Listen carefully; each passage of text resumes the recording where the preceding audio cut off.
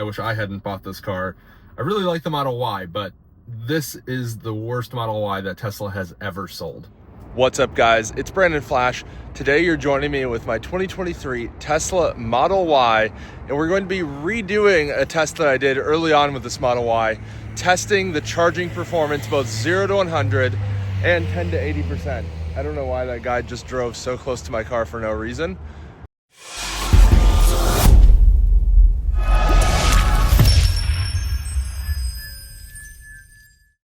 Like I said, we're at a version 4 post, version 3 cabinet, Tesla supercharger, and we're going to be redoing my testing of the charging performance, see if it's improved from early on when I called it the worst charging new Tesla you could buy, which has actually now been superseded by the Cybertruck since this car is no longer sold. But let's get to it. You're going to join me back at my computer, back in the car, and we're going to go over the charging curve, and then we'll talk about the performance and whether it's improved or not since I originally did this testing when I first got the car about 18 months ago, and I'm redoing all this before I get rid of this car. Well, you're joining me in the car. We're going to go over the charging curve. We did 0 to 100%, we did 10 to 80%, and then just for good measure, I did a 0 to 50%, and the 0 to 50% was actually immediately following my 70 mile per hour range test, so 100% all the way down to 0%. And as part of that test, we don't precondition. So this was on a warm-ish battery, but not preconditioned battery, the 0 to 50%. So just to give a point of comparison there, versus the preconditioned like we did for the 0 to 100 and the 10 to 80%. So for the 0 to 100 and the 10 to 80%, I made sure to drive the vehicle ahead of time. I set the destination as a supercharger in my navigation. That way the vehicle would automatically precondition to the temperature that it wants. I have some CAN bus monitoring as well, which you'll see in the videos, that allowed me to actually see the temperatures and the target temperatures. So in both tests, I actually verified that the vehicle was able to reach its target temperature for preconditioning. So I drove it long enough to do that. And that gives me a fair amount of confidence into this data.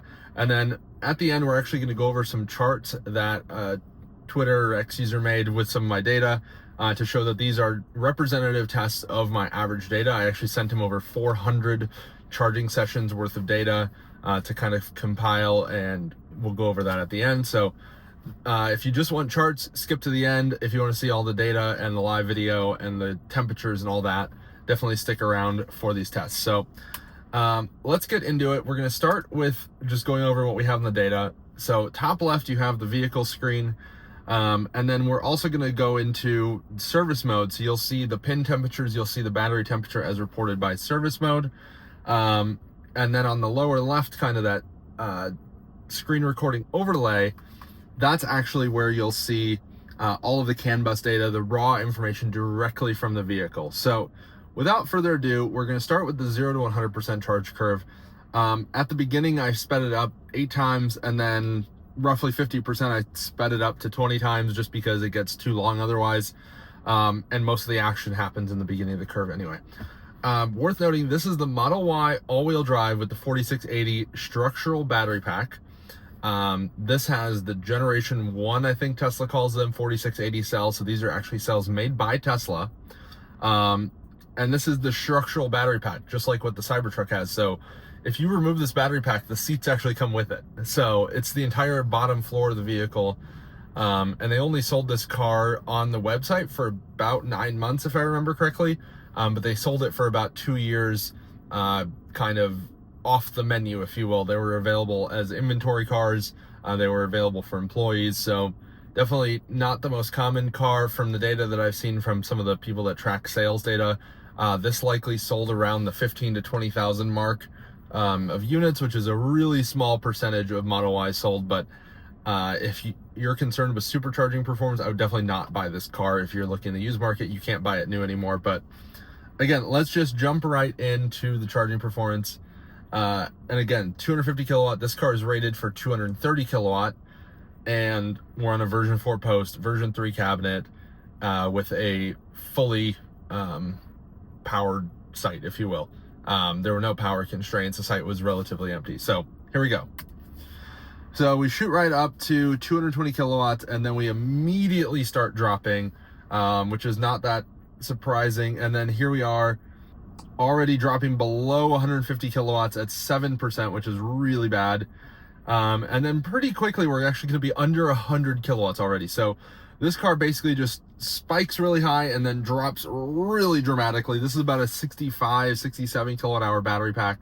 And as you can see, if you're over 10-ish%, it basically doesn't matter if you're on a version 2 or version 3 supercharger, because your speeds will effectively be the same. You can also see that the battery is already getting pretty toasty. It's nearing 50 degrees Celsius cell temperature, but it's derating really early, and it's actually not really aggressively cooling the battery either. You can see from the coolant temp, that should be a lot cooler in my opinion if it's trying to aggressively cool the battery. And we're already up to 25% in about 7.5 minutes. And now we're going to be dropping under 100 kilowatts here in just a moment, within about 10 minutes of charging, which is just really embarrassing for Tesla. There we are at about 29-30%, dropping below 100 kilowatts, which is just really, really terrible.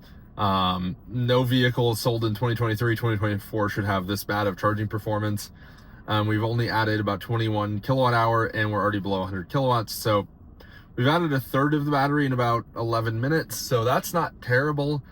It just needs to hold it a lot longer, and then we're going to start slowly dropping as we keep going. So we're at 82 kilowatts at 38%, which is, again, really bad, and it's still dropping. It will start to plateau here soon, which is not ideal. And then it just kind of keeps steady dropping, kind of holding level-ish, right around the 205 amp mark roughly. And then as the pack voltage is kind of creeping up with the state of charge, and you'll just see it's just kind of sitting there really, really slow. So we'll let this play out, and then we'll get to the 50% mark here.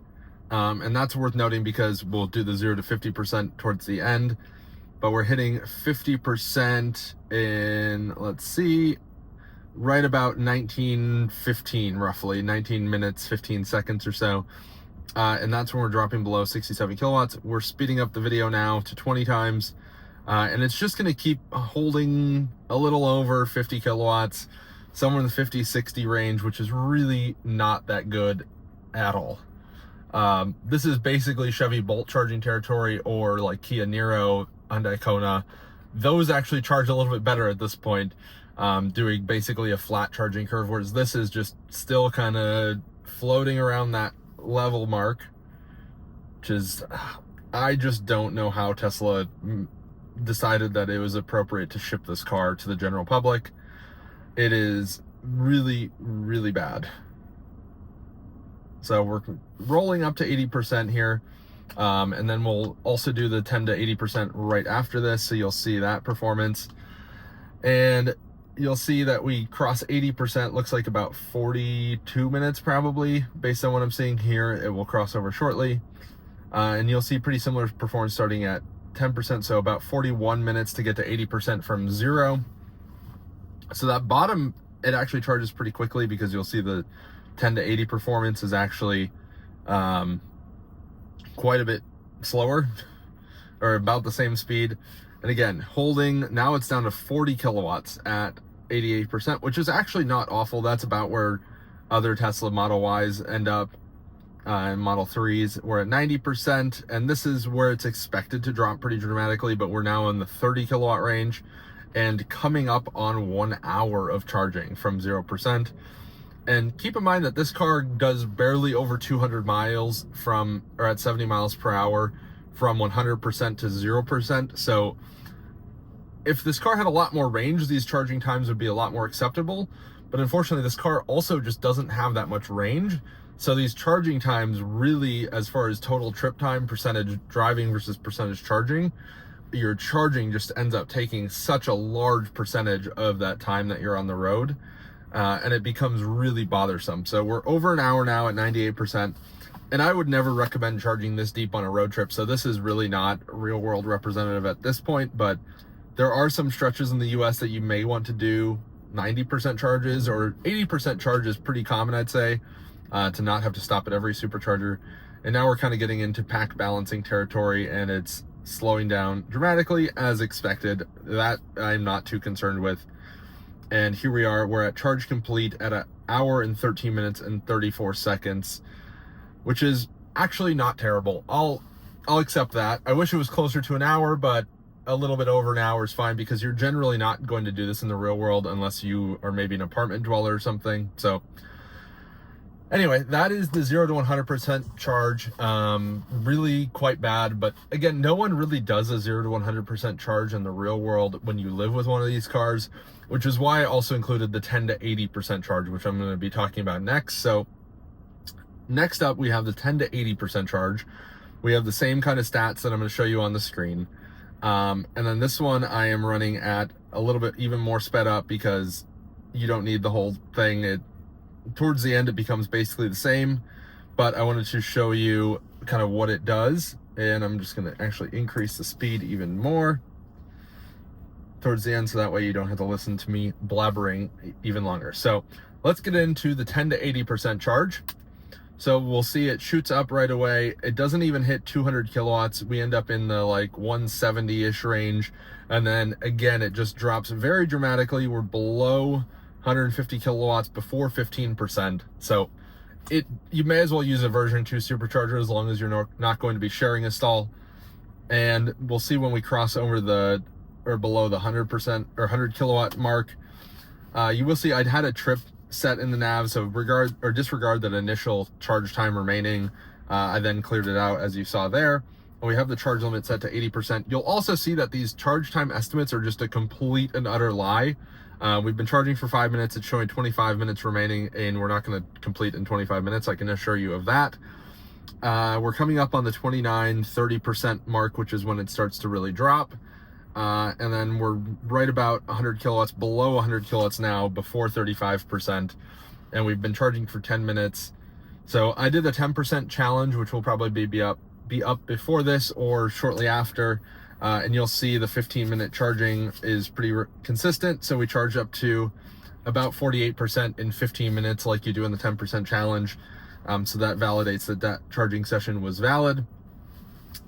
And what I would consider to be a normal charge in a long-range car, up to 60%, takes 22% in this, but is adding significantly less energy. So realistically, to do 100 miles in this car, you need about 60%, or at least to be able to do it comfortably.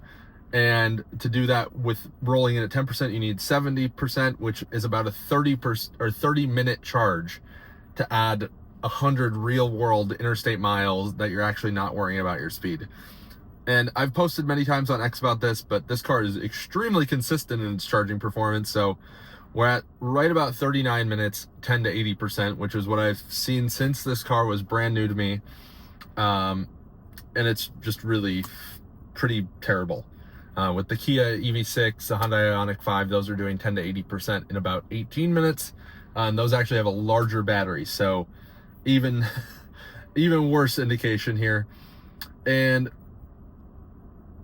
now we're going to go into the 0 to 50% charge, because I think that's a little bit interesting. And then this is not preconditioned. So we're going to get into this here.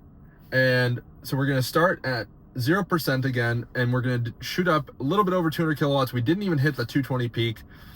And then we just drop off even more dramatically. We're below 150 kilowatts at 7%.